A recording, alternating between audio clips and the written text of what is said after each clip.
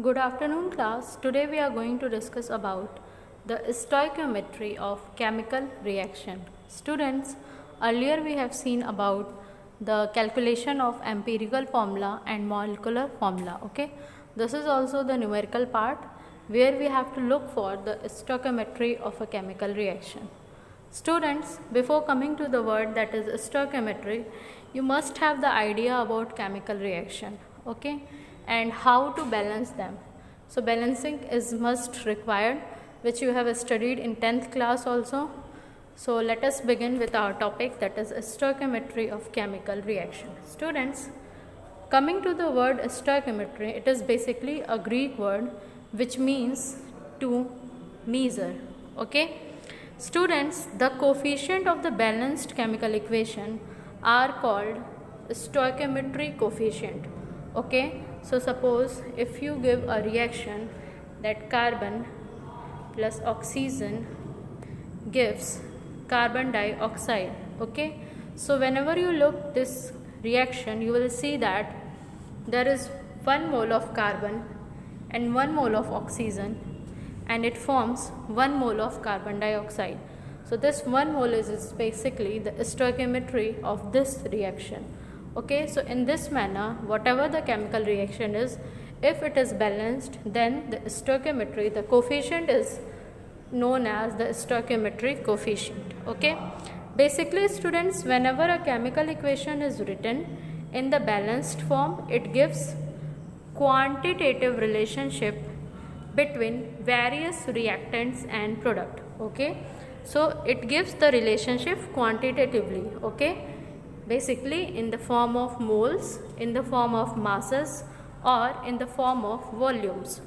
This is called stoichiometry. Okay, you can understood this by this example. Student, suppose this is an example, that is calcium carbonate react with hydrochloric acid and it forms calcium chloride, water and carbon dioxide.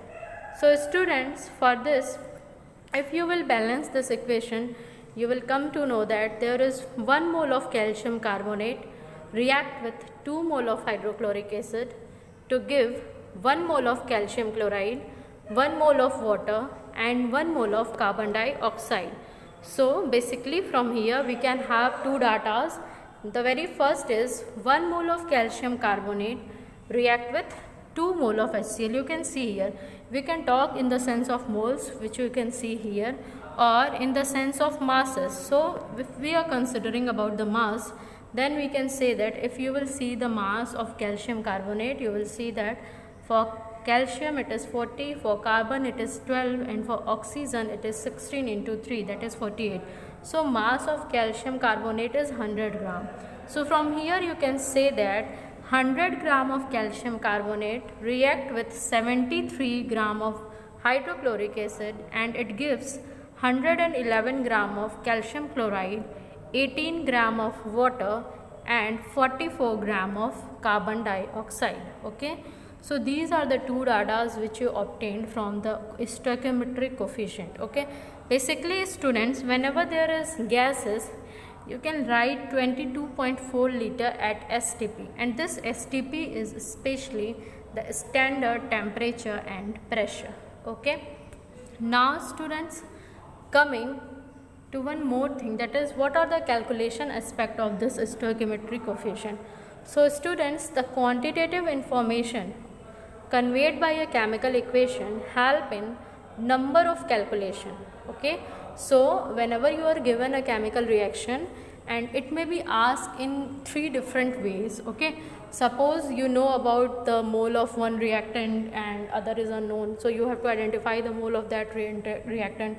Or suppose you are known with the mass of one of the reactant and one of the product, and you are not known about other product, so from there you can calculate this. So this calculation happens in 3 manner. Okay, we can firstly identify the mass relationship, we can secondly identify the mass volume relationship, and we can thirdly identify the volume relationship. Okay, so students, talking about the very first, that is mass relationship.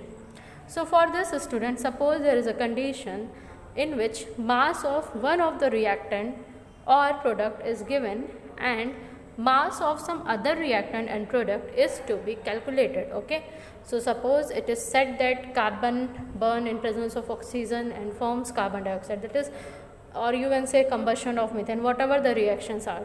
So suppose we are taking the very general reaction, that is C plus O2, and it gives CO2. Okay, and it is said that about you can say 20 gram of oxygen react with unknown amount of oxygen, how much amount of carbon dioxide it will give.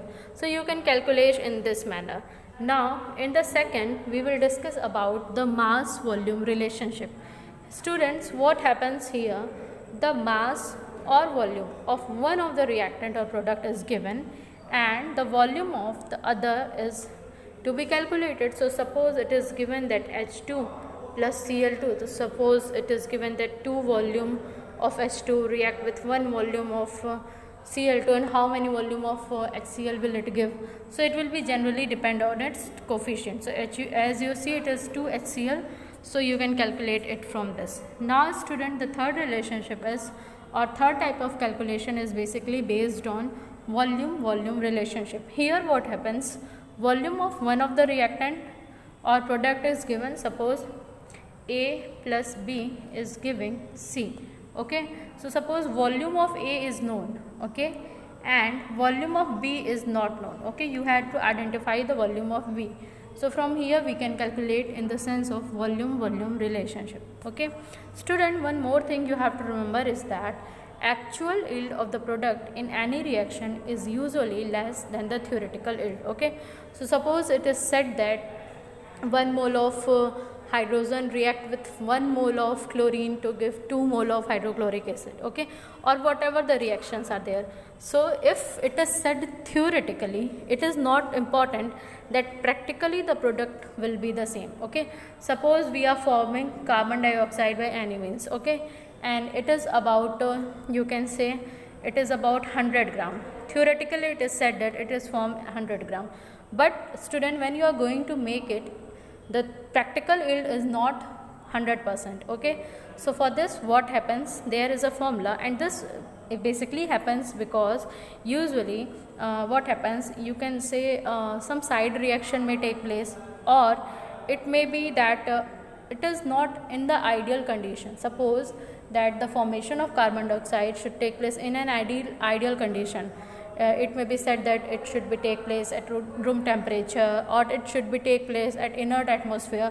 So for this we have to look for every aspect. Okay, now students, so from here you can see that the percent yield is obtained, or we can identify the percent yield as actual yield upon theoretical yield. Okay, so suppose if we are talking about percent yield, and practically what we have obtained, that compound is basically 98 gram. Okay, and theoretically it is said that it should be form 100 gram. So you will just keep it in formula and you will get that the percentage yield of the product is 98%. Okay, now students, let us see how to calculate them. Okay, the problem which is based on mass volume or volume relationship. So for the very first you have to just write down the balanced chemical equation. Okay, it is very necessary, you have to write a balanced chemical equation. Then in the very second, write the relative number of moles or relative masses.